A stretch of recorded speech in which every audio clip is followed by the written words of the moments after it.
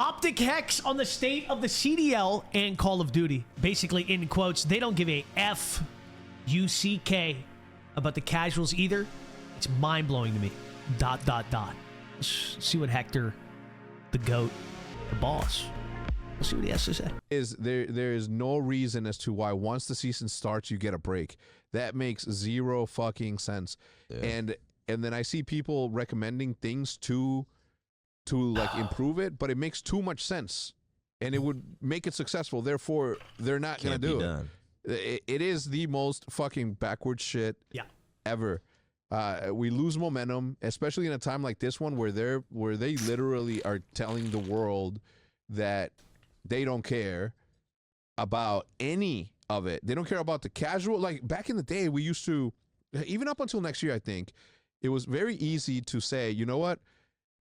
The thing that's happening to esports on the esports side of Call of Duty is happening because they're catering and making sure that the casuals are taken care of and their experience is good and the Warzone experience is good. Yeah. But right now we're in a point in which like they are clearly displaying that they don't even give a fuck about the casuals either. Yeah, yeah. So that argument, like you guys hear that argument all the time, right?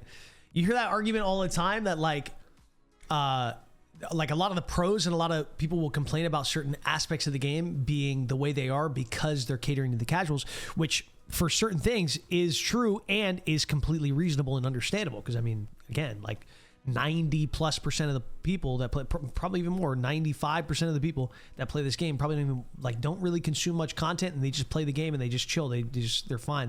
There's probably so many issues they don't even know about because they don't take it so seriously. So that's fine. Of course, they should cater to them.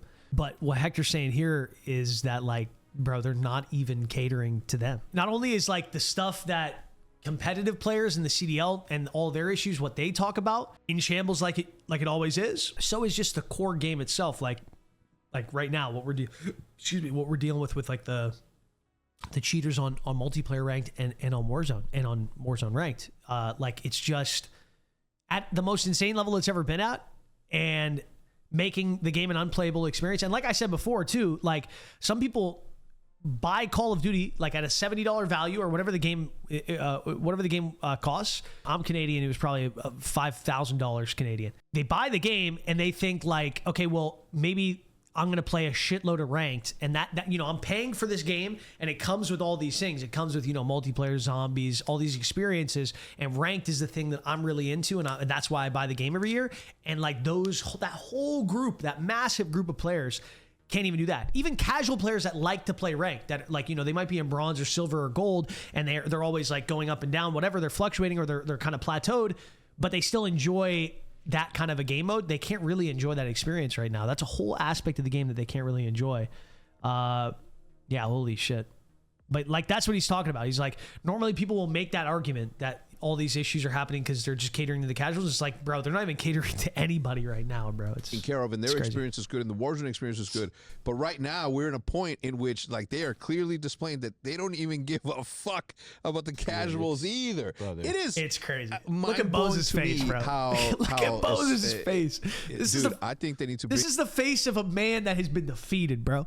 This is a man that just wants to grind top 250 ranked. He wants to play the game that he's played since he was a child, and he wants to have a good time with the boys. This is the face of a man that wants to do that, but he can't, because they can't get their shit together and make an anti-cheat or do something, come up with a solution. Crossplay. Let's all go back to consoles. I don't care, bro. I'm not gonna say nothing, bro. I'm actually happy that I decided to play in that, because I was so close to just being like fuck this shit, bro. I haven't been on COD in like 5 days. It's like, bro, there's nothing for me to play. You can go on the Finder, post a $20, and it'll never get accepted. A $5 4v4, talking about like GBs and shit. Accepted. You can't play ranked. There's hackers. Like, yeah, like that's it, bro. That's the experience right now, man. That is the experience right now. Anyway, what do you guys think? Do you guys think COD? And am I wrong, bro? Like, am I wrong about that Mandela effect? Like, did we not get told that we're going to go on like a multiple years of developing cycle? So like every COD's going to come out maybe once every 2 years or 3 years instead of once a year.